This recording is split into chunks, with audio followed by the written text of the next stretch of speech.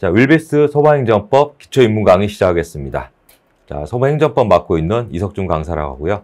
자, 윌비스를 통해서 만나게 된 수험생 여러분께 처음 인사를 드리겠습니다. 자, 오늘 이 시간은 우리 행정법 총론 본격적으로 공부하기 전에 제목이 기초 입문 강좌 되어 있는데 이게 쉬운 내용만 있는 게 아니고 이 전체적인 큰 틀을 잡아보는 가장 중요한 시간입니다.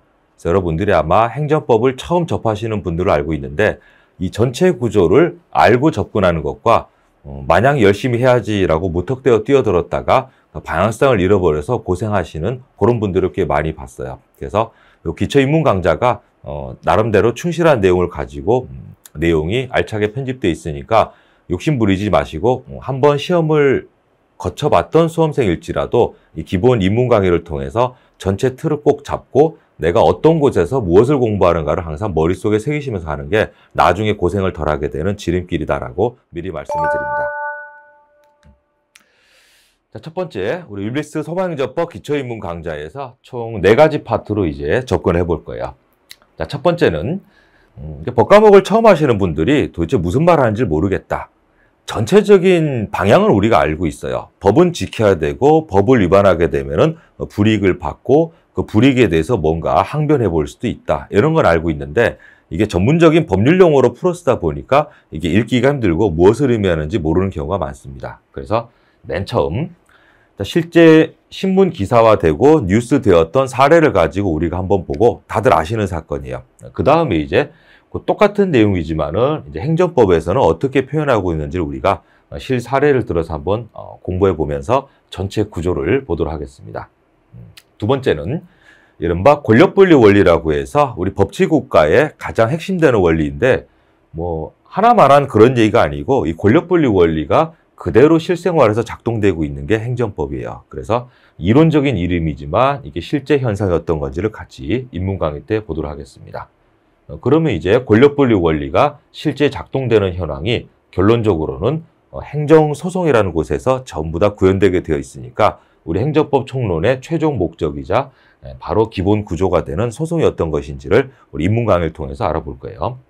마지막에는 앞으로 공부하게 되는 내용들의 기본적인 법률 용어, 그리고 우리 윌비스 소방행정법에 이제 가장 큰 주안점을 두고 있는 부분이 해당 파트마다 바로 연습 문제 풀어볼 겁니다. 그래서 해당 내용을 익히고 앞으로 달려나가는 것도 중요하지만 다시 돌아와서 그 목적지를 잃어버리고 왔다 갔다 하느니 처음부터 연습 문제, 특히 기출 OX 풀이를 같이 겸하면서 해당 지나왔던 부분에 대해서는 확실하게 발자국이 남겨질 수 있도록 그렇게 볼 거예요.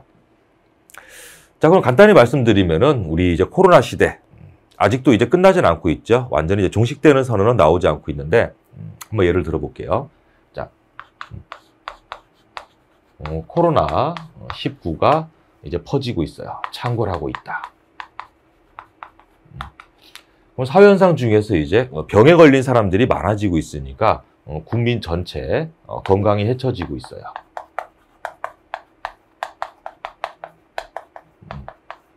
그러면 국가를 이루고 있는 국민들의 생명 신체를 보호하는 것도 우리 집단인 국가의 마땅한 할 일이기 때문에 이거 손 놓고 있으면 안 되고 침해되는 건강을 이제 예방하고 미리 막을 수가 없고 퍼졌다 그러면 이제 치료도 해줘야 될 거예요. 이런 걸 이제 국가가 하게 됩니다. 그러면 국민의 건강을 침해하는 코로나 병을 막겠다라고 감염병의 창궐을 막고 국민 건강을 보호하겠다라는 공공이익을 목적으로 국가 부서 중에서 우리 행정부라고 있습니다. 이 행정부가 여러 가지 일들을 코로나 때 했죠. 방역 대책을 수립하고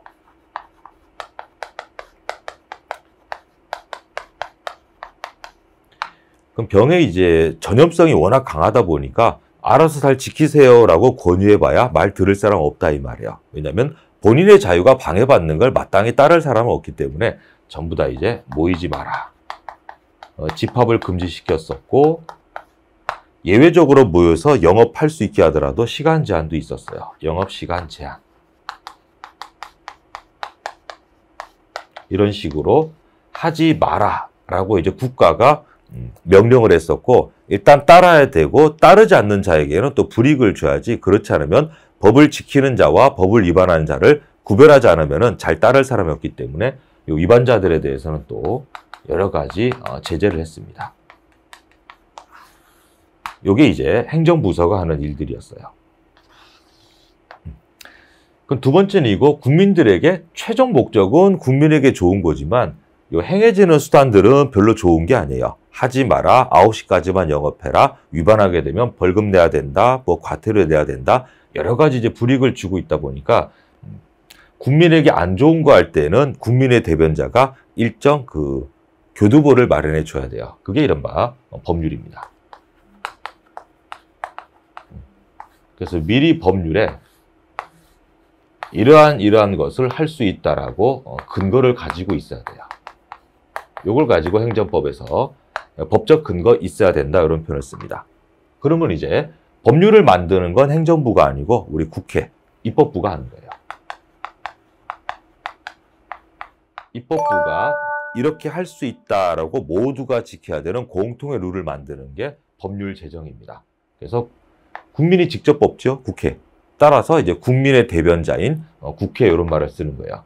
그럼 국민을 위해서 국민을 괴롭히는 행정을 하려고 하면 미리 법전에 세팅이 돼 있어야 된다. 이게 법적 근거 있는 행정이라야 국민에게 안 좋은 내용의 행정도 가능할 수 있다 이런 내용이에요.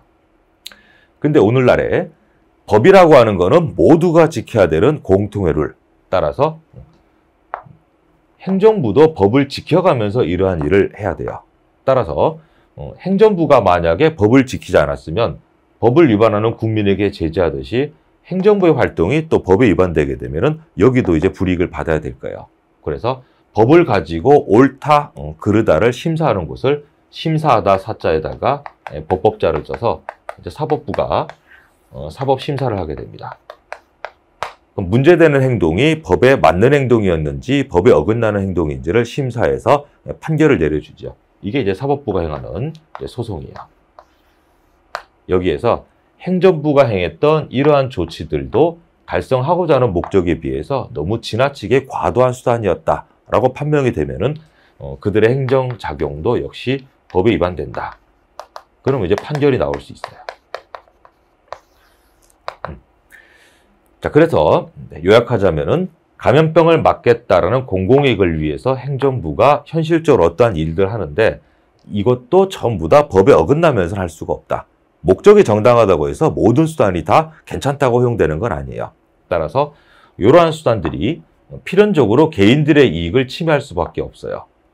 건강을 위한다라는 공익을 위해서 전부 다 금지당하고 어기게 되면 벌을 받으니까 개개인의 이익은 침해를 받는다. 그래서 이제 침해받는 개인들이 너희들도 법을 지켜가면서 해야지 라고 이제 소송을 걸 수 있어요. 그건 사법부도 마찬가지로 만들어져 있는 법을 기준으로 위법적 법을 심사하는 활동을 사법심사 또는 소송이라고 부르고 판결이 나오게 됩니다. 그래서 입법부, 행정부, 사법부가 현실에서 항상 세트로 돌아가는 게 우리 행정법의 현실적인 모습이에요.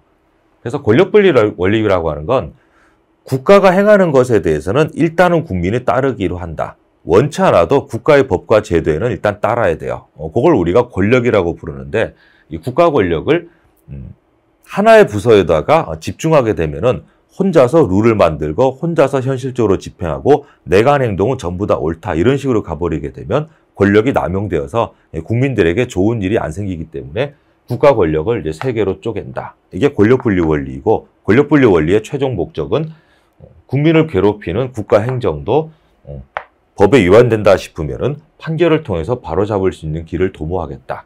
그래서 권력분리 원리가 최종적으로 현실에 반영되는 모습을 우리 행정법 총론에서 배우게 돼요. 그러면 이제 행정법 총론에서 바라본 이제 권력분리 원리가 결론은 어떻게 되는가? 자, 공익을 위해서 집합금지, 방역대책 수립, 위반자에 대한 제재. 이걸 행정작용이라고 부르는데 행정작용도 모두가 지켜야 되는 법에 어긋남이 없어야 된다. 그래서 행정작용이 법에 적합하면 적법, 행정작용이 법에 위반되면 위법. 그럼 이걸 판별하는 기관을 우리가 사법부라고 부르고 이게 이름이 행정소송이에요.